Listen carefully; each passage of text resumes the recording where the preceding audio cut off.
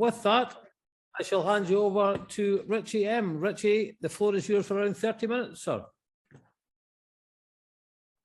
Lovely stuff. Ali, thanks a million for the opportunity to be of service tonight and do a chair for you guys. Hi, my name is Richie. I'm an addict, alcoholic, and I'm from Ireland. I don't know if Kel told you beforehand, Ali, but I'm a bit of a waffler. Albeit you're giving me 30 minutes, I'll probably take 40 because I'm an addict and I keep fucking taking. Guys, I'm very passionate about recovery today, and I'm going to apologise now for any bad language that offends anyone, but that's just how I am. That's just how I speak. It's funny because when I came onto the meeting first, at about 25 past, and there was 20 people on. I said, "Nice, that's a nice meeting." I knew it was a hybrid, and then I was just going over the passage that was read, and thank you for reading that passage, Matthew. I look back at the screen and then there was 50 people and now 49, so somebody's had the sense to jump off. But yeah, so I kind of shit myself when I saw 50. I went, oh, fuck. My sobriety date is November 5th, 2020. So God willing, in a little over 2 weeks, I'll be 2 years sober. And thank you. And the reason I picked that passage, it wasn't just a lazy thing. When Ali texted me earlier on today to pick a passage that's going to be read out, it wasn't just a lazy thing. Yeah, do the promises. I really like talking about the promises because I've been full of empty promises for years and years and years throughout my addiction. And these are the first promises that I believe, and this is a promise that I'm going to make to you guys and to newcomers. And I saw a text that went in from Tony earlier on there to start. He's 18 days clean and sober. And well done, Tony, man. That's absolutely massive. That's a super achievement. So to give you a little bit about myself, it doesn't matter how we get here. The fact of the matter is we're here. Welcome to the most expensive club in the fucking world to get into. It cost me absolutely everything, but it costs nothing to stay here. It costs nothing to stay here. And it's a life-saving opportunity. I've one or two mates on. I see Jojo there and Jimmy was on, so it's nice to have a couple of friends on the meeting. They would have heard my story before, but I'm supposed to get it all up and running. The last relapse I've had, so I've had sober time before. I was 3 years sober, a little over 3 years sober. I was in 5 treatment centres since 2006 was the first one I went into, and not one of them did I go willingly. Never in my life have I put up my hand and asked for help. After crossing that invisible line of addiction and after being explained to by another addict, alcoholic, that I'm an addict, I lived in denial for so long. And I was afraid of you guys, and I just didn't like you guys. I was an addict that hid out in AA, and I was an alcoholic that hid out in CA. And I judged you all, and I thought you were all batshit crazy, and that there has to be an easier fucking softer way around this. And I looked for that continuously, and it got me nowhere. Absolutely nowhere. So the last treatment center I went to, 2014, was in, and thank God my family had the means to send me to treatment abroad. No treatment center in Ireland they just wouldn't take me. The insurance company they were no longer covering me, and I literally it was life or death. I had to get out of the country, and my family dowed up, and I went to a treatment center in Dallas, Texas. And I ended up in that treatment center for 13 months inpatient. And then I did a year's aftercare. And then, I had an experience in that treatment center. And I went through the 12 steps, and I was sponsoring guys when I got out. And I set up different HNIs, hospitals, institutes, and I worked in the treatment field voluntarily. And it was brilliant. Life was great. Got into a relationship that I was warned not to get into. And without getting into too much of it, it went south quick. And the best way to kind of explain it to you guys, and this is what happens to me, and this is my track record. I'm in this relationship. She's in recovery, and she relapsed and continued to do so. Now, heroin was her drug of no choice, and I call it a drug of no choice because once I take it, I have no choice but to continue taking it. I cannot stop. And she decided to go back drinking. So within a short period of time, I'm looking at her life and her lifestyle and what she's doing, and I'm madly in love with this girl. And then I'm looking at my life and my lifestyle and what I'm doing. And I started focusing more on her. It's the old behaviors I have. I need to fix her. I need her to be okay for me to be okay. I had that codependency that if she's okay, then I'm okay, and then the household is okay. And but I'm focusing on her life, and her life is just getting that. It looks a little bit prettier than mine.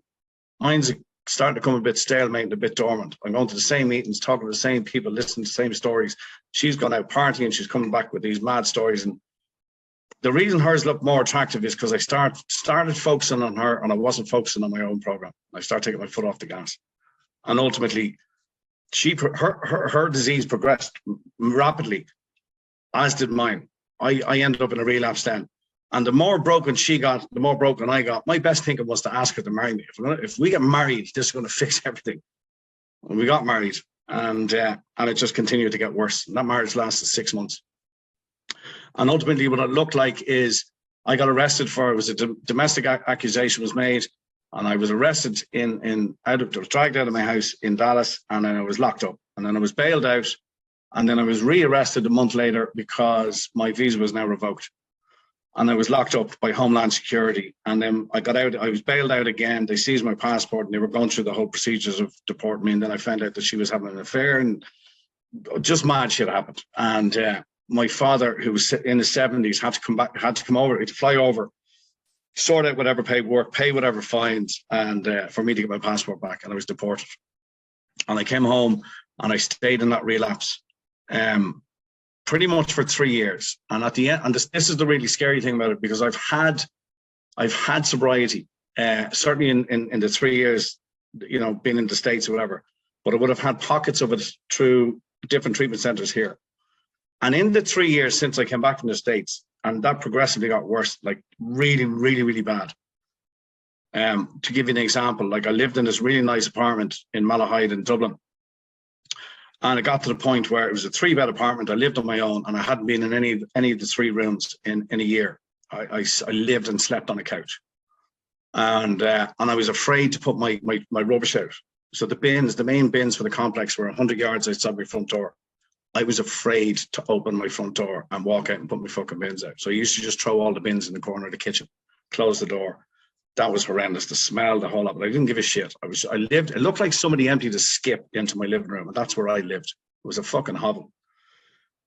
But having said that, if there was an opportunity for me to do something, if a mate needed a favor, needed a hammer for something, I was going to get a few quid, I'd clean myself up, I'd go out and I'd do that. Or if I had a dealer that I could convince to give me some more, or give me credit, or I'd something to sell, or the bullshit, the lies and the manipulation, the obsession over trying to get it. And then that sense of ease and just ease and comfort, not even from doing it, from actually somebody even answering the phone and saying, yeah, all right, I'll give you a bag tonight, I'll give you whatever. That whole shoulder drop, oh, thank fuck. And then I'm into the car, and wherever I have to go to get it, I go. That's the only time I'd leave the apartment. My family were done, completely done. They weren't talking to me anymore. And what it looked like was occasionally my eldest sister would leave a box of Tesco groceries at the front door, knock at the front door and walk away. My other sister might throw a couple of packs of cigarettes in the letterbox. The only time I'd have a conversation with my brother was to tell him that my electricity was turned off, not paying bills, my gas was turned off, there's no heat. Play the fucking poor me card, manipulate the situation. My dad would end up forking out and turn the electricity back on. And that's how my life literally, that was my existence for certainly the bones of a year. It got to the point where I'm at home, and I'm just flat, I'm just fucking broken. I'm absolutely broken. And the really scary thing is, not once in all of that did I think, there's a big book upstairs somewhere, Richie, open it. Get on your fucking knees, Richie, and ask for help, be it a rabbit hole prayer or whatever. People in recovery, pick up the phone and ring them. Ring one of your old treatment centers. Not once did my head, did my mind and my brain think of doing anything like that. The most attractive thing to me in that moment was there was a vacuum in the corner of the room, and I had a flex hanging out the end of it. And I just thought, fuck it, measure that, wrap it around my neck, and just end it all. I'm done. I'm absolutely done. And when I made that commitment to myself, it was like an elephant stood on my chest. Like I was overwhelmed with fear, and just overwhelmed with fear. And I was planning my suicide. And this is on a Tuesday, and I said, right, I'm going to do it late Thursday night, early Friday morning. That was my plan. And then I started obsessing over a text that I'm going to send to my family. And the text would have read something like, guys, please don't call around on Friday, send the police. My family weren't going to fucking call around anyway. They hadn't been there in fucking months. And they certainly haven't come into the apartment in months. But I tell myself, you know, please don't call around on Friday because you're going to see a horrible fucking sight, send the police.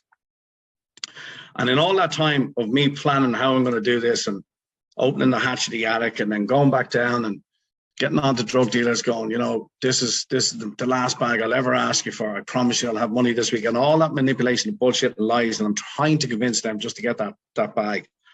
And I was due an upgrade on the phone. And there was a problem with the account. The phone company wouldn't give me an upgrade. But because I was in the shop, I then got an email asking me to do a survey. And excuse my language here, guys, but this is what my survey looked like. Shove your phone up your hole. You're a shower of fuckers. Your network is shite. I don't want the fucking phone. That's what my survey was. And then the following day, a new phone was fucking dropped to my door by a courier. I was like, holy shit. So I have a brand new iPhone in a box. And then this is where my thinking goes. This is my best thinking. I put this box on the table in front of me and I'm going, geez, I get about 500 or 600 quid for that.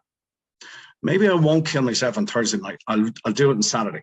Yeah, that's my fucking plan. I'm going to sell the phone and I'm going to get a couple of bags and get a few beers and have a bit of a fucking rampage and I kill myself on Saturday. And then I'm on the phone. I'm trying to contact different people saying, listen, I have a brand new iPhone here. Would you give us a couple of bags for it? Well, Richie, no, you still owe me a couple of grand. You still owe me this, that. You know, give me the fucking phone. You're not getting anything from it. So I'm doing all this negotiating and weavering, trying to get a bag. And in that time, a guy walked in my door, family friend, 20 years sober. He said, Richie, man, like, the game is up. Like this is it. Like, you're fucking done. You need to fucking sort your life out. And I can be very compliant. And what comes out of my mouth is, yeah, no, Jesus, yeah, you're dead right. No, you're right. I am. I'm in a fucking bad way. You're right. Yeah, yeah. But what's going on in my head is get the fuck out of my house and leave me alone. Who the fuck do you think you are coming in my door? That's the dialogue in my head. But what's coming out is, yeah, you're right. No, I need help. He said, Richie, I have an opportunity for you. And this is probably going to be your last one. I said, well, what's that? He said, there's a friend of mine who has a house in Achill Island. It's a little island on the west coast of Ireland.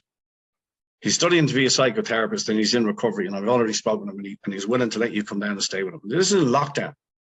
It's winter. This island has its own fucking weather system. And so I was awarded the opportunity to go down. So I met this guy on a Sunday at my hometown before we left. And I said, listen, what's the deal here? And had a nice chat with the guy. And he was an introvert. And I like that because I'm an extrovert and I'm a fucking yapper. And he was quiet. And that suited me. And I says, when are we going? He says, Wednesday. And I thought, no, hang on a second now. I can't go Wednesday. I've too much shit to organize. I need to get onto the bank and I need to do this. He says, Richie, you haven't got a fucking bank account. It's dormant. Well, I need to sort. No, Richie, there's 50 envelopes inside your door. You haven't opened any of them. They're bills. You don't need to fucking sort anything out. So the night before I left, my nephew who lives with me now, he's also in recovery. And so my nephew and my now sponsor, or my sponsor, walked in the door of my house the night before I left. And they got a takeaway and we sat down, fucking had a bite to eat, whatever. And this guy who didn't particularly fucking like me, we were in school together for 1 year, 30 years ago, didn't like me, but was in my house the night before I left. And he handed me a brand new big book. He said, Richie, I'm going to sponsor you. There's your big book. I'm going to text you a list of Zoom meetings that are going to come on. Didn't even know what Zoom meetings were. What do you mean fucking Zoom meetings? He said, recovery is online now. We're in lockdown. Thank God for that. Like, thank God. And he says, I've asked your family to get you a laptop. You need a laptop for the Zoom meetings. I said, okay. And my first thought was, nice, when I have a fucking laptop, I'll sell that when I get to this island and I'll go off whatever. That's my best thinking. So I arrived down onto this island. Like, guys, try and picture this. This island is 95% bog, right? Which means you can't fucking build anything on it. It was like something out of a Star Wars movie. And I'm driving onto this island. There's a bridge onto it. I'm driving onto it. And it's the 5th of November. And I thought, where the fuck am I going? Like, what am I doing here? And I arrived to this guy's house. Now, bearing in mind, I slept on a couch for a year solid for a year, if not more. And I'm in this guy's house who I don't really know, and he's quiet, and I like that. And he's busy doing his own stuff. He's studying online to be a psychotherapist. And I'm in his house, and he's got 3 TV channels, RT1, RT2, and some other for TG Car, some other Irish channel. And my first phone call to my sponsor was, Dave, what the fuck's the story here? Like, this guy's only got 3 TV channels in his house. I can't fucking stay here. He's like, Richie, are you fucking mad? You were about to commit suicide a couple of days ago, and you're giving out that there's only fucking 3 TV channels. And then my second phone call to him a couple of days later was, this guy cooks fucking dinner and uses 3 or 4 pots. Like, can he not just fucking use one? I have to clean up. And he's just like, you're an entitled bastard, man. Hangs up the phone. So this is where my head was gold. This is where I'm in and out of fucking, it was just pure madness. But this guy kept himself and he was doing his own thing. And I'm sitting there. The beauty of it was I was having a shower every morning. I was getting into a bed at night. Albeit I couldn't sleep, but I was getting into a bed. And then I had fresh sheets that I could change myself. And I'd go down then and I'd sit and I'd watch, we'd Netflix, I'd watch Netflix, whatever. There's only so much fucking television you can watch when your head is starting to come around. And I just kind of, the walls started closing in on me because my disease is now screaming at me. I've nothing to change the way I feel, like absolutely fucking nothing. And so I decided I'm going for a walk. So I got up and I went for a walk.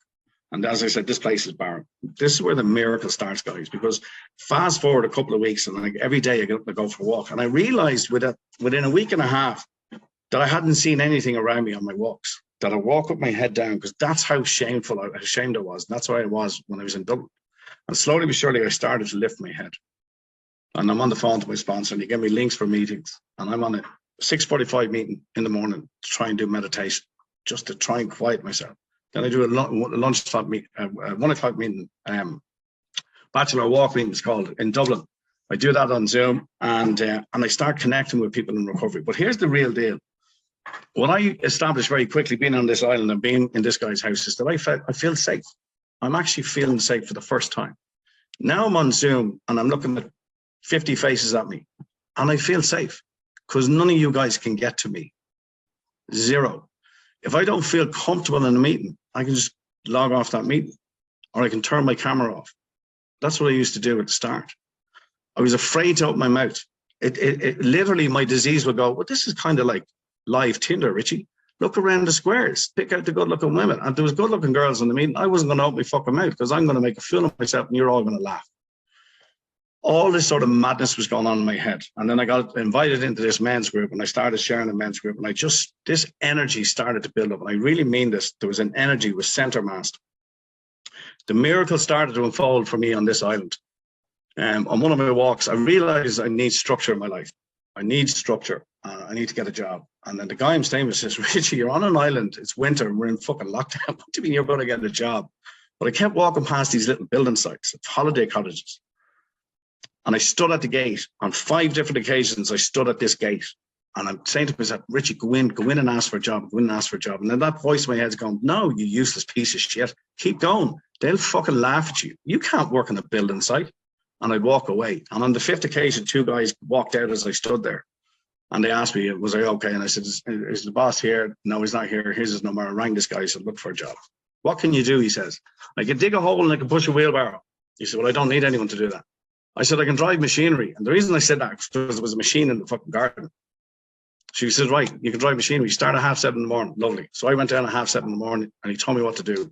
I jumped onto a fucking digger and I moved it about 10 feet. And he came up to me and says, you couldn't drive your finger up your arse. I thought you said you could drive that machine. I said, well, I did. I drove it from here to here. And he goes, get off that fucking machine. You're just a fucking clown. I said, look, I really need a job. So he says, what else can you do? I said, have you a sweep and brush? He goes, yeah. I said, give us the fucking thing. I'll clean the building site. And I went in and I cleaned that building site. And then he would ask me to do bits and pieces. But when I had nothing to do, I had a shovel and a fucking sweep and brush in my hand. I'm on the phone to my sponsor. He says, Richie, the fact that it is lockdown, you're on an island with 2,000 fucking people and most of them are elderly and afraid of fucking COVID. And you managed to find a job.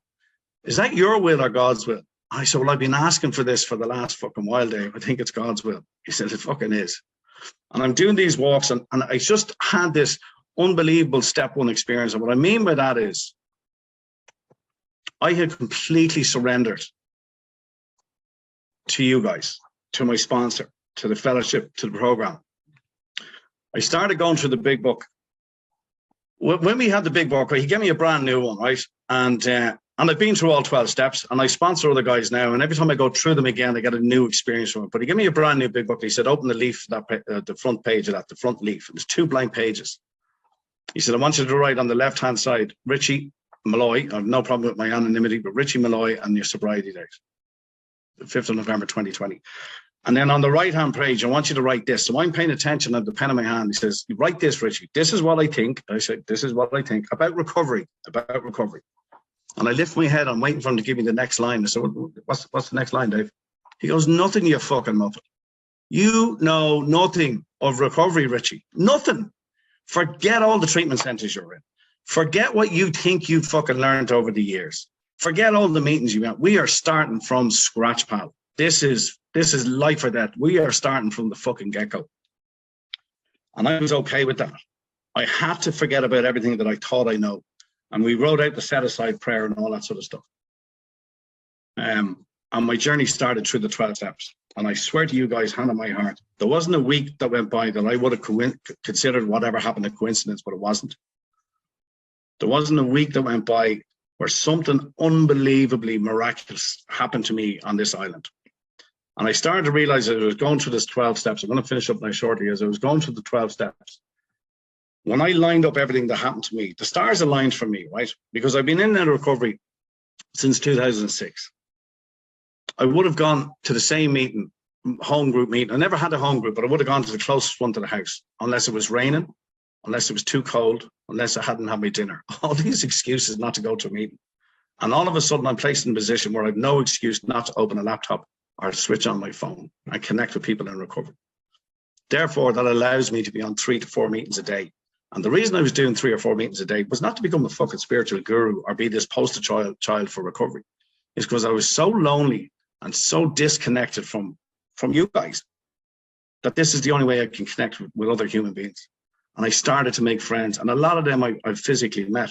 So as I went through through the 12 steps and my journey really took off, I lined up everything up and I thought, what has happened for me? How has it happened? And why am I here today? The fundamentals of that is, without question, a higher power. I was introduced to that higher power in the journey. How did I find that higher power? Through the 12 steps, through the big book. The big book is a recipe for life. I'm not a chef. If you ask me to go in and make a baked Alaska, I'll come out with shit on a plate. You give me a recipe for baked Alaska, say, go in and make that, Richie. I'll probably have a good old chance of making a fucking baked Alaska. That's what the big book is like to me. It's a recipe to my life. And when I follow that, I get the results that are required for me to stay sober. So what I've done since that, right, the opportunity came up. I had owned my house in Dublin, bought it years ago. My family put a charge in. The opportunity came up. I sold the house in Dublin and I bought a house here. And my family are like back in my life. They're back talking to me. I was 12 months sober. They said, why are you buying a house there, Richie? I said, God, because I found my fucking tribe here. I found my tribe online, and the people on this island that I've been introduced and I've met. I don't have to be this bullshitter anymore. I don't have to fucking pretend to be something that I'm not to get them to like me. I don't wear masks around them. I'm accepted. And they all know my circumstances and how I ended up here. And what I did is I bought a house, and the house I have here today, my nephew lives with me. I live on Achill Island today. This is from the bottom of my heart. Jojo will back me up on this, and Jimmy will be still on it. I open up my house now to people in recovery. I meet people online in meetings, and I see if we get talking and they're struggling, and say, listen, why don't you just come down to me for a couple of weeks or a weekend or a month or whatever the fuck it takes. Come down here because it's a really, really, really safe place. How I ended up with this house is a story within itself, but again, it was a God moment. It's an absolute miracle. And that's what I do today. I have a little bike business here. I rent out bicycles on the Greenway cycle path that they have. That's a structure for me. But ultimately what I do is I have people in recovery come down, some of them around a few years, but they come down for a weekend just to chill out, go surfing or whatever the case may be. That's my timer. And so that's my life. I have a solid step 1 and I live in step 12. I also fall short time to time in my step 10 and 11. That's my conscious contact, and that's my nightly inventory, because sometimes I'm a lazy fucker. But the reality of it is, and I know for a fact that working in step 12, carrying the message and helping the other addict is what keeps me sober today. I hope the fuck I did something for somebody on this meeting. I wish you all well. Thank you so much for the opportunity.